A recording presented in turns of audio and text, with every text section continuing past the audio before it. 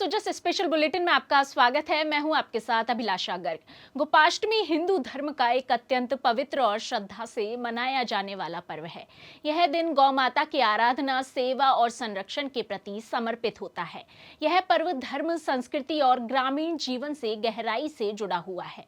राजस्थान की संस्कृति और परंपरा में गौ माता का स्थान अत्यंत पूजनीय है। गाय न केवल हमारी आस्था का प्रतीक है, बल्कि ग्रामीण अर्थव्यवस्था, कृषि और पर्यावरण संरक्षण की आधारशिला भी है। इसी भावना को सशक्त बनाते हुए राजस्थान सरकार गौ संवर्धन, संरक्षण और गौपालकों के कल्याण के लिए पूर्णतः संकल्पित है। राज्य सरकार के द्वारा गौशालाओं के विकास, गोचर भूमि के संरक्षण, परित्यक्त और बीमार गायों की देखभाल तथा गौपालकों को आर्थिक सहायता प्रदान करने जैसे अनेक नवाचारात्मक कदम उठाए जा रहे हैं।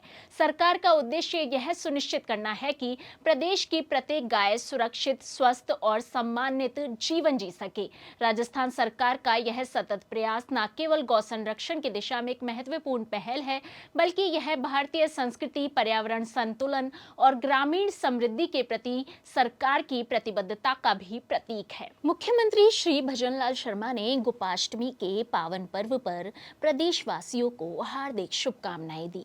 सोशल मीडिया संदेश के माध्यम से मुख्यमंत्री ने कहा कि पूज्य गौ माता की आराधना का यह पावन पर्व हमारे जीवन में श्रद्धा, सेवा और समर्पण का प्रतीक है। उन्होंने प्रार्थना की कि गौ माता के असीम आशीर्वाद से सभी के जीवन में सुख, समृद्धि, शांति और आरोग्यता का वास हो।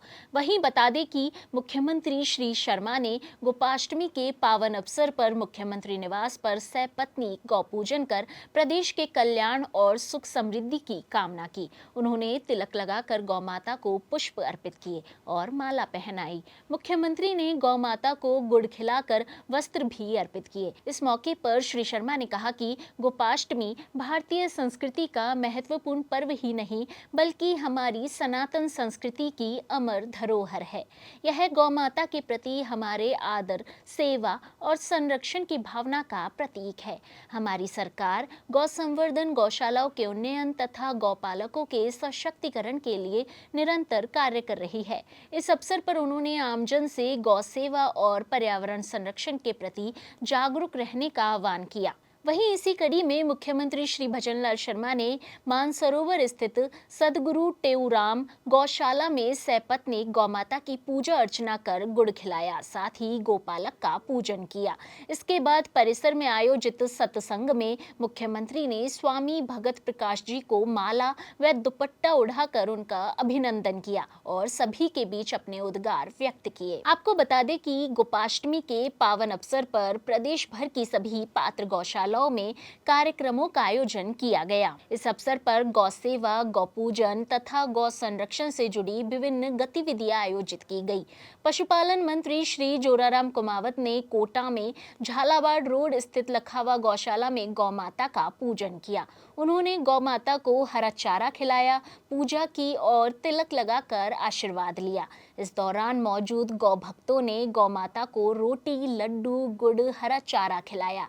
इससे पहले पशुपालन मंत्री श्री कुमावत ने भगवान श्री कृष्ण मंदिर में पूजा अर्चना की। उन्होंने सप्तऋषि मंदिर में परिक्रमा लगाई। इस दौरान श्री कुमावत ने गोपाष्टमी पर्व का महत्व बताते हुए कहा कि गोपाष्टमी के दिन गौ सेवा करने वाले व्यक्ति के जीवन में कभी कोई संकट नहीं आता। गौ माता भी सेवा करने वाले जातकों को अपने कोमल हृदय में स्थान देती है और उनकी हर मनोकामना पूरी करती है। उन्होंने कहा कि गाय के घी का दीपक जलाने से वायुमंडल में ऑक्सीजन उत्पन्न होती है। गाय का दूध, घी, दही, छाछ आदि स्वास्थ्यवर्धक होता है। यह त्योहार हमें याद दिलाता है कि हम गौ माता के ऋणी हैं। हमें गौ माता की सेवा करनी चाहिए। श्री कुमावत ने कहा कि प्रदेश में हमारी सरकार बनने के बाद गौ संरक्षण को बढ़ावा दिया गया है। प्रदेश की 3000 से अधिक गौशालाओं को सरकार की ओर से अनुदान दिया जा रहा है। श्री कुमावत ने गौशाला का निरीक्षण कर गौशाला संचालकों को आवश्यक दिशा निर्देश प्रदान किए। राजस्थान सरकार द्वारा गायों के संरक्षण, संवर्धन और गौशालाओं के सशक्तिकरण के लिए किए जा रहे प्रयास समाज में एक सकारात्मक संदेश दे रहे हैं। यह पहल न केवल हमारी सांस्कृतिक विरासत के प्रति श्रद्धा का प्रतीक है, बल्कि सतत विकास और ग्रामीण आत्मनिर्भरता की दिशा में भी एक महत्वपूर्ण कदम है। सरकार सरकार का संकल्प है कि गौ माता की सेवा और संरक्षण के माध्यम से प्रदेश में समृद्धि, सद्भावना और पर्यावरण संतुलन को सशक्त बनाया जाए, ताकि आने वाली पीढ़ियां भी इस महान परंपरा से प्रेरणा ले सके। सो जस्ट स्पेशल बुलेटिन में आज के लिए इतना ही। फिर होगी आपसे मुलाकात, तब तक के लिए नमस्कार।